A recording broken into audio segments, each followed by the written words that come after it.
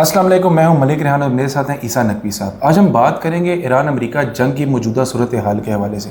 जिस तरह से ये जंग जनवरी फरवरी में शुरू हुई और आज तक अभी तक ये जंग बंद हुई, फिर शुरू हुई, फिर बंद हुई, फिर शुरू हुई, उसके बाद की सूरत हाल हर बंदे को एक तशवीश है, हर बंदा क्यूरियस है कि क्या ये जंग खात्मे की तरफ जाएगी भी या नहीं जाएगी। और सबसे अहम सवाल जो इसमें है वो हर शख्स यही सोच रहा है कि इस जंग का जो इस्लामाबाद पैक्ट है, जो मेमोरेंडम है, उसके मुताबिक अमेरिका ने इनखला करना है यहाँ से, इस सारे ख़त्ते से। तो क्या अमेरिका यहाँ से जा सकता है या अमेरिका यहाँ से जाएगा? ये वो सब चीज़ें हैं जो हम जानने की कोशिश करेंगे ईसा नकवी साहब से।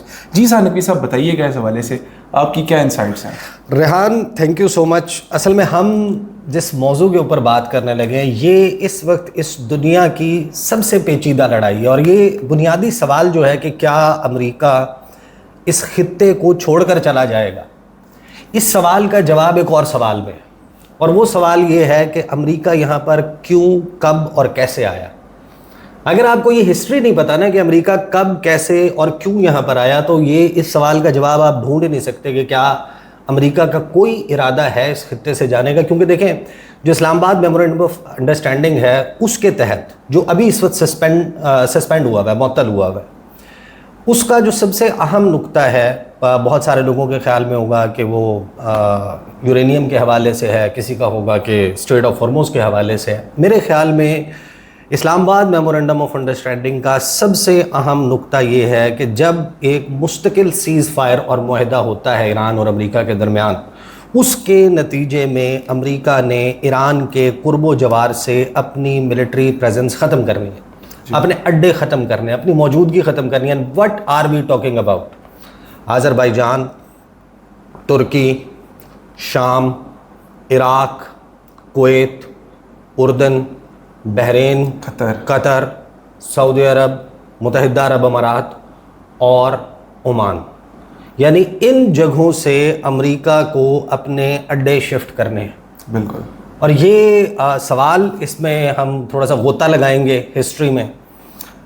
जो अय्याशियों की दास्तान है, अमेरिका का बिस्तर गर्म करने की दास्तान है, और वो मौक़े के जब सऊदी अरब में खुलेआम एक शहर में बोसो किनार, मिनी स्कर्ट्स, शराब, कबाब, शबाब की महफिलें, और उसकी वजह से एक प्रॉब्लम क्रिएट हुआ। और इसकी ज़ाहिर है कि एक बड़ी सिग्निफिकेंस है। साइड बाय साइड बहुत सी स्टोरीज़ चलती हैं, और उससे आपको ये समझ आता है कि ईरान के साथ सऊदी अरब की, मुत्तहिदा अरब अमारात की, कतर की, इनकी आपस में क्या मुखासमतें हैं। एक तो ज़ाहिर है कि एक सेक्टेरियन फॉल्ट लाइन है, पॉलिटिकल फॉल्ट लाइन है, अरबी और अजमी के पुराने एक किस्से हैं, लेकिन जो रीसेंट हिस्ट्री में लड़ाई है, उस लड़ाई की वजूहत। अच्छा, ये एक बात मैं और आगाज़ में कह दूँ रेहान, कि ये वीडियो आपके चैनल के मिजाज से थोड़ा सा बरखिलाफ़ है। आप बहुत अच्छा माशाल्लाह काम कर रहे हैं, और मैंने आपका चैनल बल्कि मैं रिकमेंड भी करूँगा हाईली मेरे जो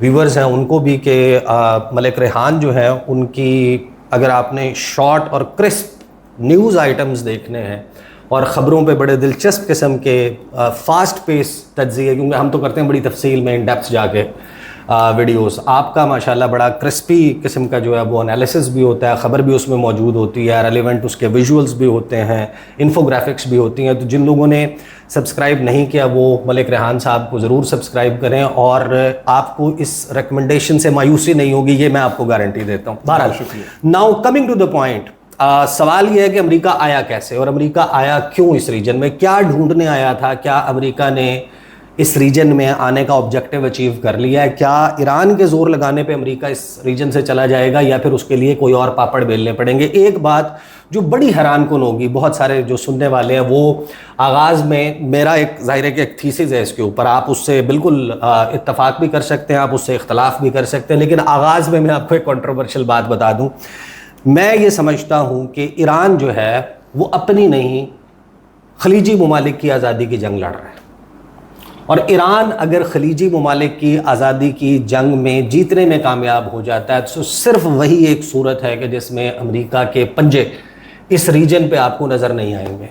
अब इस सवाल पर आ जाएंगे। देखें, ईरान के साथ प्रॉब्लम क्या है। ईरान के साथ प्रॉब्लम यह है कि ईरान की वैसे तो जाहिर है कि 5-6 हज़ार साल की नोन हिस्ट्री है, लेकिन जो ये रीसेंट एक दूसरे से जलापा है, जलना कुड़ना है, शरीका है, या ये एक प्रॉब्लम है, इसका आगाज़ कजर डायनेस्टी में 1901 में हुआ, जब ईरान ने पहली मर्तबा एक बरतानवी शहरी, बेसिकली ऑस्ट्रेलवी नयाद बरतानवी एंटरप्रेन्योर था, बिजनेसमैन था, उसको एक ठेका दिया 60 साल का, और उसे कहा कि आपको ईरान में तेल तलाश करने की 60 साल तक इजाज़त है, और जिन ऑयल फील्ड्स या जहाँ पर अगर आप तेल दरियाफ्त करने में कामयाब हो जाते हैं तो उनका एक पैक्ट हो गया उस दौरान। तो जो विलियम नॉक्स डार्सी था, उसने अपने चीफ इंजीनियर और जियोलॉजिस्ट को यहाँ पर भेजा तेल दरियाफ्त करने के लिए, जॉर्ज बर्नार्ड रेनल्ट। उसने आकर कुएं खोदने शुरू किए, उसको तेल नहीं मिल रहा। अब आप इसमें जहन में रखें कि ये वो वक्त है जब पूरा खलीज गुर्बत में डूबा हुआ है, उनके पास पैसा नहीं है खाने पीने के लिए, पानी पीने के लिए, रहन सहन के लिए, पक्के घर नहीं है, कोई इंफ्रास्ट्रक्चर नहीं है, गुर्बत का डेरा है, बकरियां पाल रहे हैं, ऊंट की सवारी कर रहे हैं, और लकोदक सहरा है, तपती धूप है, आंधियां चल रही हैं, और बड़े बुरे और कस्मा पुरसी के हालात में खलीजी रियासतें मोर और लेस तकरीबन इस सूरत हाल में हैं। और ईरान जो है वो मल्टीपल अटैम्प्ट्स की जाती हैं उस कंपनी की तरफ से, उस बेसिकली जो कॉन्ग्लोमरेट था या उस वक्त के जो एंटरप्रेन्योर था उसकी तरफ से, और 7 साल मगज़मारी करने के बाद जिस वक्त वो बैंकरप्ट होने लगता है, डिफ़ॉल्ट होने लगता है, तो अचानक से पता चलता है कि जो साउथ वेस्टर्न ईरान है, पर्शियन गल्फ़ के बिल्कुल ऊपर, वहाँ पर बुशहर के साथ जो प्रोविंस है खुज़ेस्तान, जिसका कदीम तरीन शहर हमदान है, हमदान के साथ एक और शहर है मस्जिद सुलेमान, शहर का नाम है, मस्जिद नहीं है, मस्जिद सुलेमान शहर का नाम है। वहाँ पर कोई 1180 फुट की गहराई पे एक कुएं से तेल निकल आता है, और ये बुनियाद पड़ती है एंग्लो पर्शियन पेट्रोलियम कंपनी की, जो आगे चलकर बनती है ब्रिटिश पेट्रोलियम। जब आप इसकी हिस्ट्री और फिर अमेरिकन की इन्वॉल्वमेंट पढ़ते हैं तो आपको पता चलता है कि अमेरिका यहाँ पर कैसे आया, और इस सारी लड़ाई में कहाँ कहाँ किस किस का क्या किरदार है, और कौन कौन सी जंगें और कॉन्फ्लिक्ट्स क्रिएट करवाई गई। अब यानी कि फास्ट फॉरवर्ड कर लें स्टोरी को कि कजर डायनेस्टी डाई कर रही है, 1907 में वो मर जाता है, उसका बेटा आ जाता है, फिर वो मर जाता है, उसको बेसिकली वो कॉन्स्टिट्यूशनल रेवोल्यूशन आती है, वो बॉम्बिंग करता है पार्लियामेंट की, फिर उसका बेटा को 11 साल का बच्चा जो है वो शाह बन जाता है, और फिर 1921 में उसको रज़ा पहलवी फर्स्ट जो है वो कू में निकाल देता है, और 1926 में वो शाह ईरान बन जाता है। लेकिन ये वो वक्त है जब तेल की दौलत निकल आई है, ब्लैक गोल्ड ईरान से निकल आया, और पैसे की रेल पेल है। इस रीजन का हेजमॉन ईरान बन चुका है। सऊदी अरब के पास कुछ नहीं है, कतर के पास कुछ नहीं है, कुवैत के पास कुछ नहीं है, इराक़ के पास कुछ नहीं है, मुत्तहिदा अरब अमारात बना ही नहीं है अभी उसके पास, लेकिन वो जो एक एमरेट्स हैं उन एमरेट्स के पास कुछ नहीं है, कस्मा पुरसी का आलम है, बहरीन, ये इनके पास कुछ भी नहीं है, पैसा इस तरीके से नहीं है। और ईरान जो है उसके पास पैसा आ रहा है, और एक जलना कुड़ना इस रीजन में ज़ाहिर है कि अरब ममालिक का वो ऊँट खाते हैं, ऊँट खाने वालों का कीना तो बड़ा मशहूर है। ये ज़ाहिर है कि इसमें दौलत का एक बड़ा किरदार है। फिर होता ये है कि जब ऑटोमन एम्पायर का फॉल होता है और Saudi Arab kingdom of Saudi Arabia बनता है 1932 में, और उसमें MI6 का क्या किरदार था, फिर इस पूरे रीजन में जो डिवीज़न है, जो इवेंचुअली फिर आगे इसराइल का मामला भी आया, जिसमें फ्रांस और बरतानिया उनका एक अनहोली किस्म का पैक्ट था, जिसमें इन्होंने एक रात में एक खुफिया फ़ैसले से एक तकसीम की बुनियाद रखी, जो बाद में फिर इसराइल की सूरत में चीज़ें सामने आईं, और इस मखासमत और लड़ाइयाँ और मुल्क बनने में जिसने किरदार अदा किया। लेकिन ईरानियों को देखकर और ये सोच कर कि हमारे यहाँ भी कोई तेल दरियाफ्त होगा, साइमल्टेनियसली दो जगह हैं जिनको बड़ा एक्सप्लोर किया जा रहा है। एक है सऊदी अरब, जहाँ पर किंग अब्दुल अजीज़ अल सऊद जो है वो एक कैलिफोर्नियन स्टैंडर्ड ऑयल कंपनी है, उसको ठेका देता है कि आप 10 लाख मुरब्बा किलोमीटर के मालिक, इख्तियार है कि यहाँ पर तेल आपने दरियाफ्त करना है। और दूसरी तरफ जो ब्रिटिश पेट्रोलियम बाद में बनती है, लेकिन अभी वो पर्शियन पेट्रोलियम है, एंग्लो पर्शियन पेट्रोलियम कंपनी है।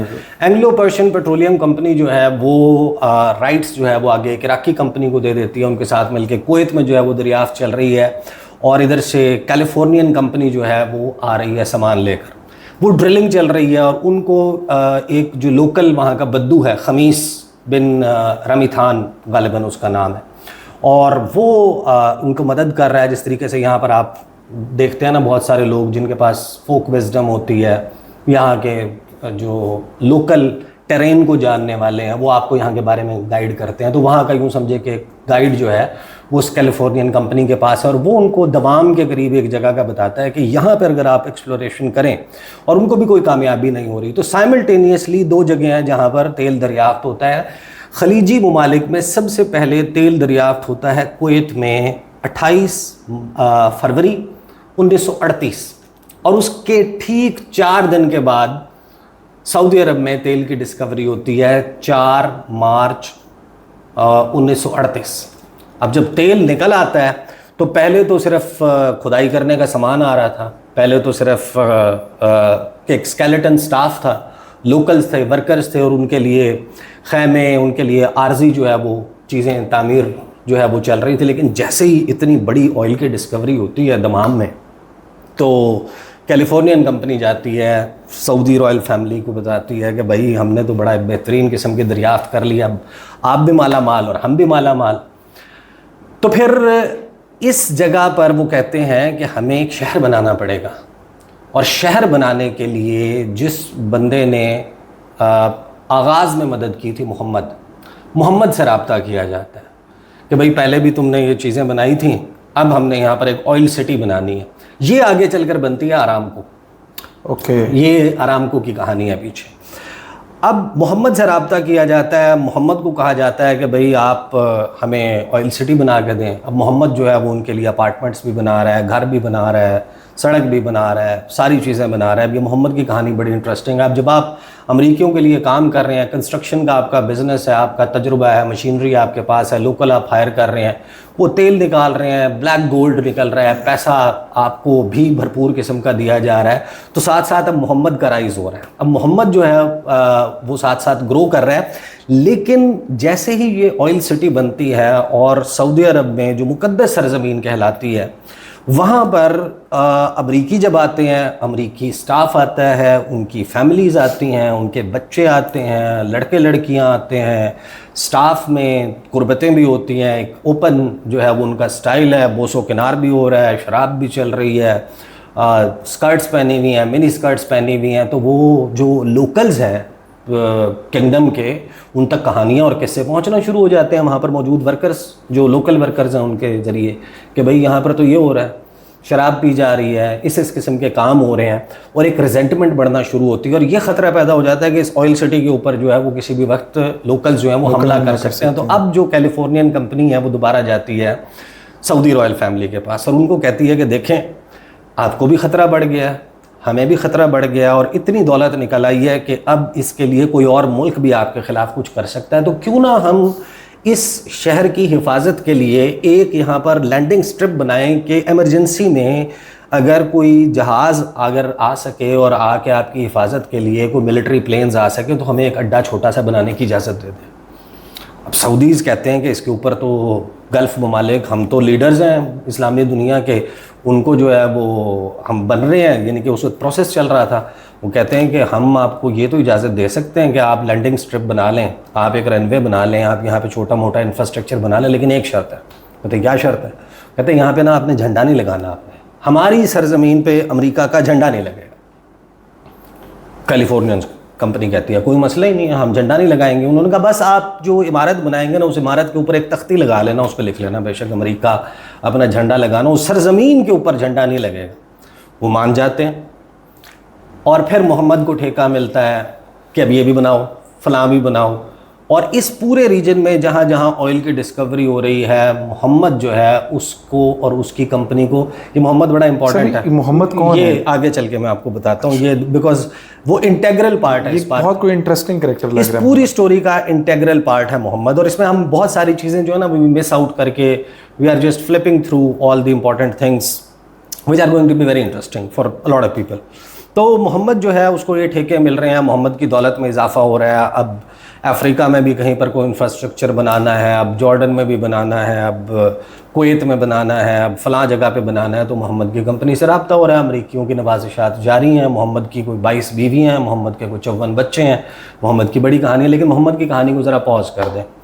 होता ये है कि जो रज़ा पहलवी है उसको एब्डिकेट 1941 में जो बरतानवी साम्राज्य है उसके प्रेशर में किया जाता है, और उसका बेटा जो है वो फिर वो शाह बन जाता है ईरान का, Mohammad Reza Pahlavi, who was ousted then in 1979 Islamic revolution में, और एक कॉन्स्टिट्यूशनल एक रोल जो है वो बन जाता है, और एक डेमोक्रेटिकली इलेक्टेड मोहम्मद मुसद्दिक जो है वो बन जाता है प्राइम मिनिस्टर ईरान का। और ईरान जो है उसमें एक रेकनिंग, एक नया जो है वो आगाज़ हो रहा है। मुसद्दिक कहता है कि 1901 में एक ऐसा बंदा जिसका आज के उसके ज़मीनी हालात से कोई ताल्लुक़ नहीं है, वो हमारी किस्मत का फ़ैसला कर गया। हमारे तमाम resources, oil wells, oil fields वो उठा के इसको बरतानिया को दे गया, और हमारे हिस्से में कुछ नहीं आता, तो हम नेशनलाइज़ करेंगे इसको।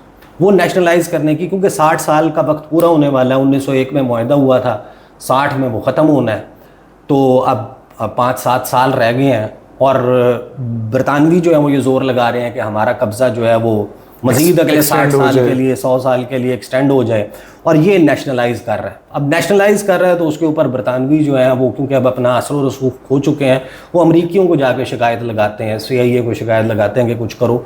अमरीका आगाज़ में तो कुछ नहीं करता, पहले साल कुछ नहीं करता, और फिर जो साबिक अमरीकी सदर है थियोडोर रूज़वेल्ट, उसका पोता जो CIA का डायरेक्टर है, वो ये मिशन लेके ऑपरेशन एजेक्स के नाम पे मिलियंस ऑफ डॉलर्स लेकर ईरान में लैंड करता है, और फिर वो मिलियंस ऑफ डॉलर्स तकसीम किया जाता है, और मोहम्मद मुसद्दिक की गवर्नमेंट का तख्ता उल्टा जाता है, उसको गिरफ़्तार कर लिया जाता है, जेल में डाल दिया जाता है, एक पूरी कहानी है। अब जाहिर है कि CIA क्योंकि ईरान में भी दाखिल हो गया, तो वहाँ पर भी अब उनका किरदार बन गया। साइमल्टेनियसली अब जो मोहम्मद है, मोहम्मद का नाम है मोहम्मद बिन लादेन। ओह आई सी, उसामा बिन लादेन का बाप। सो लादेन फैमिली जो यहाँ से शुरू 54 बच्चे हैं, 22 बीवियाँ हैं, उनमें से एक उसामा बिन लादेन भी है। Oh interesting. तो मोहम्मद बिन लादेन जो इस वक्त जाइंट बन चुका है, जिसके पास पैसा ही पैसा, दौलत है, और अमरीकियों का शराब खाना बनाने से लेके, उनके पब्स बनाने से लेके, उनके रेजिडेंशियल फ्लैट्स बनाने से लेके, उनकी अयाशी की चीज़ें बनाने से लेके, उनका रोड बनाने से लेके, उनकी लैंडिंग स्ट्रिप्स बनाने से लेके, उनका इंफ्रास्ट्रक्चर, तमाम के तमाम ठेके so this is how Laden family bin Laden group के पास है। The richest family of Saudi Arabia. Yes, जिस तरीके से उनके पास पैसा आया वो सारा अमरीकियों का दिया हुआ। अच्छा, अब उसामा की कहानी को अब दोबारा ज़रा आप फुल स्टॉप लगा लें, आगे जाके इसका बड़ा किरदार है। तो साइमल्टेनियसली 1938 में कुवैत में आ गया था। अब कुवैत भी तेल की दौलत से माला माल है, इराक़ के पास भी तेल की दौलत है, ईरान के पास भी है। साथ में 39 में जो है वो डिस्कवरी कतर में भी हो जाती है तेल की, लेकिन कतर में तेल को इतना ज़्यादा नहीं निकलता, तो कतर के ऊपर अभी नज़र नहीं पड़ी। कतर में जाकर होती है इंटरवेंशन में 90s में, जब ये जो अभी 3-4 दिन पहले इंतकाल हुआ ना शेख तमीम के वालिद का, जी, इसने अपने बाप का तख्ता उल्टा था अमरीकियों की मदद से, और इसने बेसिकली 2 चीज़ें कमिट की थी। उसका बाप स्विट्ज़रलैंड गया था अपने किसी इलाज मुआलजे और किसी और काम के लिए, तो पीछे इसने मना कर दिया था कि अब उसको वापस नहीं आने देना, और इसको अमरीकियों ने इससे 2 चीज़ें मांगी थी। एक अल उदैद एयरबेस बनाई थी, अमेरिका का जो सबसे बड़ा सैंडकॉम का अड्डा है इस पूरे रीजन में, ये बदले में इससे फादर अमीर से लिया गया था। और साथ में अल जज़ीरा जो है उसकी बुनियाद डली थी कि हमें फ्री मीडिया चाहिए यहाँ पे, ये भी अमरीकियों ने करवाया था। बहरहाल ईरान में इनकलाब आता है, ईरान में इस्लामिक रिजीम आ जाती है, कब्ज़ा हो जाता है सफारत खाने पे।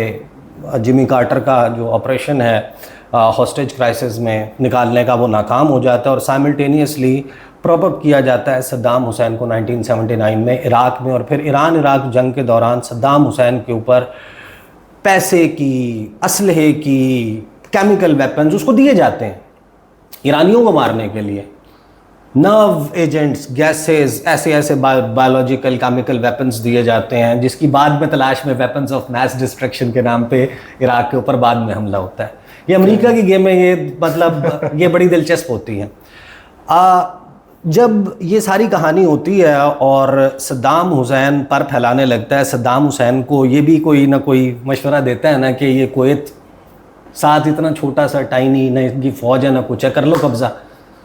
वो 2 दिन में कब्ज़ा कर लेता है। दुनिया की चौथी बड़ी फ़ौज उसने बना ली है सद्दाम हुसैन ने, वो कब्ज़ा कर लेता है। लेकिन इसके बैक एंड के ऊपर कहानी क्या है कि जब यहाँ से तेल की दौलत निकल रही थी और पैसा आ रहा था, तो सबसे बड़ी राइवलरी बन चुकी थी सोवियत यूनियन की और अमेरिका की।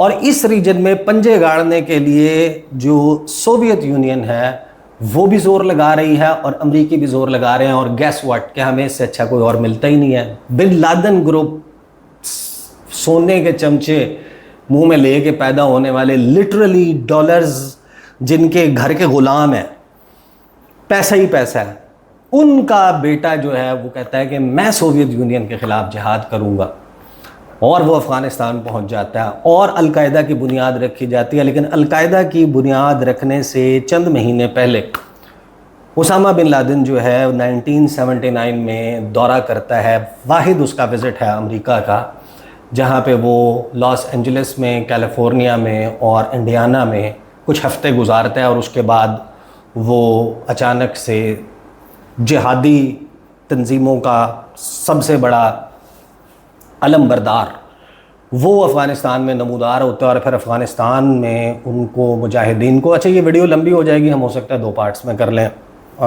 2 उसमें आ जाए। अलबत्ता ये समझना बड़ा ज़रूरी है। इसके एंड के ऊपर हमें ज़रा कंक्लूजन निकालने की कोशिश करेंगे और हम थोड़ा सा इसको फास्ट फॉरवर्ड भी कर लेते हैं। अब पैसा मिल रहा है मुजाहिदीन को, असलहा मिल रहा है, उनके लिए चीज़ें बैक एंड के ऊपर से हो रही हैं। आई एम नॉट सेइंग कि उसामा बिन लादेन न्यू और he was working for Americans, but he was being facilitated, facilitation चल रही है। सबको पता है कि सोवियत को शिकस्त देने के लिए अफगानिस्तान में कौन कौन कैसे कैसे, पाकिस्तान का क्या किरदार था, अमेरिका क्या कर रहा था, सऊदी अरब क्या कर रहा था, उसको पैसा मिल रहा है। सोवियत यूनियन जो है वो फारिग हो जाती है। अब उसामा बिन लादेन कहता है कि मुझे तो अपने ग्रुप के लिए और इस्तेमार के ख़िलाफ़ और ये जो बैरूनी क़ुव्वतें हमारे रीजन पे काबिज़ हैं, इनके ख़िलाफ़ जंग लड़नी है और उसके लिए मुझे पैसा इकट्ठा करना है अपने ग्रुप के लिए। और वो फ़ंड रेजिंग के लिए सऊदी अरब आता है, जहाँ पे उसका पासपोर्ट कॉन्फिस्केट कर लिया जाता है और उसको एक तरह का नज़रबंद कर दिया जाता है। लेकिन इस दौरान जब कुवैत के ऊपर हमला करता है और कुवैत को हज़म करने की, डकारने की कोशिश करता है इराक, जो बेसिकली जिसके बैक एंड के ऊपर ये काम करवाने वाला भी अमेरिका खुद था। फिर अमेरिका कहता है कि हमने बचाना है कुवैत को, और कुवैत को बचाने के लिए वो अपना तैयारियां कर रहा है। और उसामा बिन लादेन ऑफ़र करता है सऊदी हुकूमत को कि मैं अपने मुजाहिदीन लाता हूँ अफ़गानिस्तान से और हम जो है वो फड़का देंगे, ये सेकुलर सद्दाम, इसकी ज़रूरत क्या है, हम इसको ख़त्म कर देंगे। सऊदीज़ के ज़रिए अमरीकी जो है वो कहते हैं उसामा बिन लादेन को कि तुम गारों में, पहाड़ों में, अफ़गानिस्तान के मौसम में लड़ने के आदी हो, ये सहरा लकोदक, यहाँ पे टीले हैं, यहाँ पे कोई गारे नहीं है, तुम नहीं लड़ सकते। 12 अमेरिका जो है वो पहली गल्फ़ वॉर होती है और अमेरिका जो है वो काट पैंट के चंद हफ्तों की कैंपेन के बाद ढकेल देता है सद्दाम हुसैन को वापस, और सद्दाम को अभी कुछ नहीं कहा जाता। लेकिन बदले में अब कुवैत की सिक्योरिटी के लिए, जहाँ पर एक बहुत बड़े तेल का ज़ख़ीरा निकल चुका है, अमेरिका कहता है हम करेंगे आपकी हिफाजत। वहाँ पे फिर बोरिंग एयरबेस बनाई जाती है, फ़ौजी अड्डा बनाया जाता है, अली अल सालिम जो है वो रखबा, मुख्तलिफ बेसिस जो हैं इराक़ के डिफेंस के लिए कि हम तुम्हारी हिफाजत करेंगे, बनाई जाती हैं। 90s में कुवैत के ऊपर इस तरीके से कतर में बनाई जाती हैं। फिर बहरीन में 5th फ्लीट का हेडक्वार्टर लाया जाता है। फिर अमेरिका जो सऊदी अरब में ऑलरेडी अरामको की और इसकी जितनी भी ऑयल फैसिलिटीज़ हैं, वहाँ पर लैंडिंग स्ट्रिप, प्रिंस सुल्तान एयरबेस वहाँ पर क्या कर रहा है, और ये सारी कहानी किस तरीके से ओमान में अड्डा बनाया जाता है, किस तरीके से अल ज़फ़रा जो है वो UAE में बनाई जाती है। अब ये सारी कहानी आपको समझने में आसानी होगी कि अमेरिका ने आके पंजे गाड़े कैसे, कॉन्फ्लिक्ट्स क्रिएट करवाई हैं, कैसे 1 बाय 1 सबका सेवियर बना और दी कॉन्फ्लिक्ट। हाँ, और फिर उसामा गोज रोग, उसामा जो है वो निकलता है, अपना पासपोर्ट लेने में कामयाब हो जाता है, and then he goes to Somalia. वहाँ पे वो कंस्ट्रक्शन का काम स्टार्ट करता है, कुछ इस किस्म की उसकी कहानी है, और फिर वहाँ से वो दोबारा अफ़गानिस्तान जिहाद के लिए पहुँच जाता है। और फिर ये 9/11 वाली कहानी हो जाती है, और फिर अमेरिका जो है वो हमला करता है अफ़गानिस्तान। अब इसमें ज़ाहिर है कि बहुत सारे लोगों के सब जहनों में सवाल होगा दरमियान में इस रीजन में बेसिकली जब बहुत सारे ममालिक ये सऊदीज़ के पास आते थे और कहते थे कि तुम अमेरिका का बिस्तर गर्म कर रहे हो, your bromance makes us jealous, तो सऊदी उनको कहते थे कि वी आर गेटिंग रिच, हमारे पास तो पैसा आ रहा है, तो हमें तो कुछ मिल रहा है, तुम बताओ हमारी जगह तुम होते तो क्या करते। इसीलिए सऊदी अरब में या इनमें से कोई भी मुल्क है ना, यहाँ पर रियल डेमोक्रेसी इन ख़ानदानों का रहना अमेरिका के फ़ायदे में और अमेरिका का इस रीजन में रहना इन ख़ानदानों के रूल के फ़ायदे में। सही है। ये जितने भी हैं और पूरा इस दुनिया में देखें, अमेरिका जो है वो हमने पहले भी एक वीडियो में तज़किरा किया था कि जो पिंड का चौधरी होता है वो कितना कुछ कर जाता है अपनी चौधराहट कायम रखने के लिए। हम दुनिया के चौधरी की बात कर रहे हैं कि वो कैसे अपने इस खत्ते में वो उसने पंजे गाड़े हैं। और फिर इराक़ पे जो हमला है उसकी कहानी, फिर इराक़ के तेल के लिए इराक़ को किस तरीके से, अभी भी आपको पता है कि पैसा किस तरीके से इराक़ अपना ऑयल कैसे बेचता है, उसको कैश में डॉलर किस तरीके से आता है। अफ़गानिस्तान में आना और अफ़गानिस्तान में आके जंग करना, इस पूरे रीजन को वॉलेटाइल रखना, इनकी सिक्योरिटी गारंटीज़ प्रोवाइड करना, इस सारे के नतीजे में अमेरिका ने अपने पंजे गाड़े। अब सवाल ये है कि वो हिंदी में कहते हैं ना कि ये षड्यंत्र इसलिए तो नहीं रचा कि आखिर में ईरान हमें गुड बाय करेगा और हम यहाँ से अपना बोरिया बिस्तर गोल करके चले जाएंगे।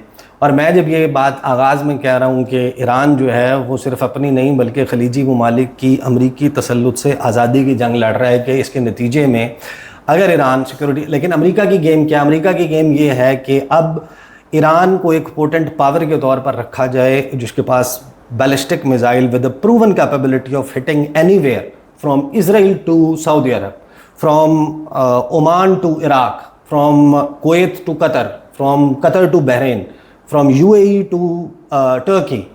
ईरान के पास इस किस्म की पावर मौजूद है। और अब वो जो trillions of dollars in families ने इकट्ठे किए हैं इस तमाम अनहोली अलायंस के ज़रिए, starting of 1938 in Saudi Arabia, 1908 Iran, जिसने जितना माल बनाया, ट्रिलियंस ऑफ डॉलर्स, सदी तब्दील हो रही है। जो गुज़िश्ता सदी थी वो ब्लैक गोल्ड की सदी थी, तेल की सदी, ऑयल की, और ये सदी है रेयर अर्थ की। एग्जैक्टली कहानी हम जाहिर है कि ये कहीं और चली जाएगी, जो रेयर अर्थ्स वाली कहानी है इस पर हम सेपरेटली एक सेटिंग करेंगे जिस पे हम बात करेंगे कि उसमें फिर पोटेंशियल किस किस मुल्क का और कौन कौन रडार पे आ सकता है, कौन कौन टारगेट बन सकता है, कहाँ कहाँ अमेरिका को पंजे गाड़ने होंगे। लेकिन दुनिया शिफ्ट कर रही है फ्रॉम जो आपका बेसिकली तेल है उससे अब आहिस्ता आहिस्ता चीज़ें तब्दील हो रही हैं की तरफ। अब आप जा रहे हैं बेसिकली सोलर की तरफ, आप रिन्यूएबल एनर्जी रिसोर्सेज की तरफ जा रहे हैं और उसके लिए आपको प्रिजर्व करने के लिए उस एनर्जी को आपको अच्छी बैटरीज चाहिए। इलेक्ट्रिक व्हीकल्स के लिए, आपको लैपटॉप्स के लिए, आपको जितनी भी गैजेट्स हैं, आपको घर चलाने के लिए आपको बैटरीज चाहिए और उसके लिए आपको ग्रेफाइट चाहिए, नेफ्राइट चाहिए, जेडाइट चाहिए, क्रोमियम चाहिए, निकल चाहिए, कोबाल्ट चाहिए। मुख्तलिफ़ चीज़ों के यूजेस मुख्तलिफ हैं।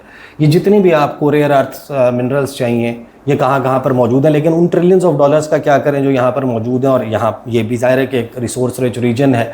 यहाँ पर अमेरिका जो आया है और इस पूरे रीजन में उसने अपनी इजारादारी या उसने सुपर पावर का स्टेटस अगर बरकरार रखना है तो अमेरिका यहाँ से इतनी आसानी से नहीं जाएगा। The only way America can reduce it's presence is when 30-40 साल 50 साल के पीरियड में जब तेल से पूरी दुनिया शिफ्ट होकर रेयर अर्थ्स के ऊपर और रिन्यूएबल एनर्जी पर आ चुकी होगी, तब अमेरिका का इंटरेस्ट डाइल्यूट हो चुका होगा इस रीजन में। फिर आप अमेरिका की और अड्डे बनते देखेंगे, और जंगें और कॉन्फ्लिक्ट्स और बगावतें और कूज आपको मुख्तलिफ ममालिक में जितने रिसोर्स रिच मुल्क हैं, from Pakistan to Azerbaijan to Afghanistan, Democratic Republic of Congo, Africa में बहुत सारे ऐसे मुल्क हैं जहाँ पर रेयर अर्थ्स हैं। वहाँ पर चाइना भी अपना असर और रसूख डाल रहा होगा। वो भी एक टग ऑफ वॉर, एक रस्साकशी है, एक नई किस्म की लड़ाई, ये नई किस्म की जहद जो है वो इसमें हम एरा में दाखिल होने लगे हैं। लेकिन अभी फ़िलहाल अमेरिका का, क्योंकि हीलियम यहाँ से जाती है,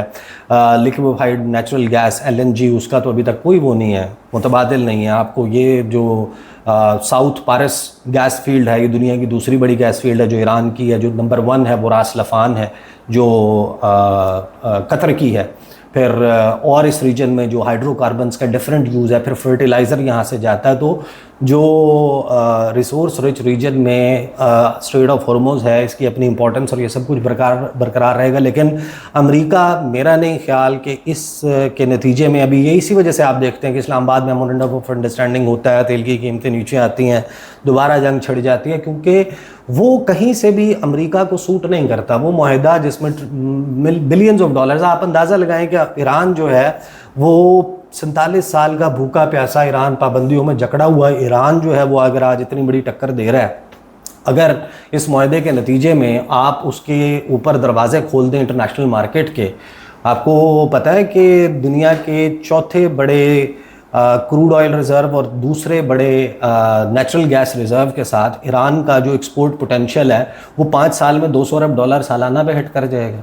और एक ऐसा मुल्क जो 9 करोड़ की आबादी का पढ़ा लिखा डॉक्टर्स, इंजीनियर्स, स्पेस साइंटिस्ट, दुनिया के हर शोबे से ताल्लुक़ रखने वाला जो एक स्ट्रॉन्ग मिडिल क्लास है, उसके पास जब इतने बड़े रिसोर्सेज आएंगे तो उनको अपने काम के लिए ज़ाहिर है कि पाकिस्तान से, इंडिया से या कहीं और से लोग बुलवाने की ज़रूरत नहीं है, जिस तरह ये सब अरब ममालिक में, खलीजी ममालिक में होता है। तो ईरान को इतना सब कुछ दिया जाना, it just doesn't make sense. I have been saying all along इस तमाम वक्त में कि या तो ये डील नहीं होगी तो चलेगी नहीं, अगर हो भी गई, चल भी गई, तो फिर आप अंदाज़ा लगाएं कि ईरान अनस्टॉपेबल हो जाएगा और अमेरिका जो है उसका तो पत्ता जो है बड़े बुरे तरीके से कट जाएगा।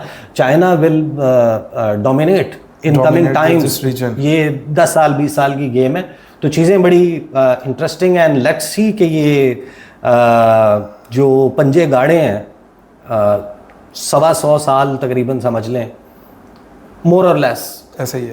बरतानिया से लेके, फ्रांस से लेके, अमेरिका से लेके बहुत बड़ी वर्ल्ड पावर्स ने यहाँ पर किस तरीके से अपनी गेमें की हैं और बनाया है, इसको छोड़ के जाना इतना आसान नहीं है। ये सारी जो हमने कहानी सुनी ईसा भाई से, इससे हमें यही बात समझ आई कि अमेरिका का जाना इस एक भी लॉग के अंदर इसका जवाब नहीं है। इसका जवाब छुपा है अगले 40 से 50 सालों में, और अमेरिका इतनी आसानी से इस रीजन से नहीं जाएगा। बहुत शुक्रिया ईसा भाई आपका, आपके वक्त का। उम्मीद है हमारे व्यूअर्स को इससे बहुत सारी इन्फॉर्मेशन मिली होगी, बहुत सारी ऐसी चीज़ें जो हमें नहीं पता थी वो हमें इस व्लॉग से पता चली, और इससे अब हम एक अंदाज़ा लगा सकते हैं कि अमेरिका क्या फ्यूचर गेम खेल रहा है और ईरान और अमेरिका का जो जंग है ये इसका सिरा कहाँ जाके निकलेगा। बहुत शुक्रिया आप देखने वालों का। Thank you.